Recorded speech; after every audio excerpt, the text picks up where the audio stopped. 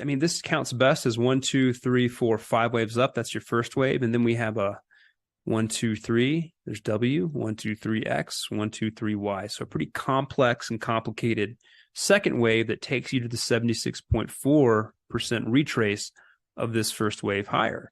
So that's a really deep second wave right there. The bear count is that we have one more leg lower to 76. And that this would be another X, and we have a 3-wave move down to 76. That's how I'm counting it.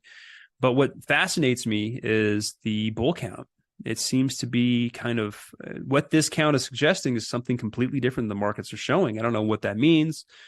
Some kind of cyber attack, or maybe CrowdStrike, people just pile into cybersecurity. But I mean, if you look at some of these cybersecurity names, they're showing these kind of bigger third wave moves that are building while everything else seems to be topping out and heading lower. You look at CrowdStrike and a few other cybersecurity names that seem to be setting up for some kind of a bigger breakout.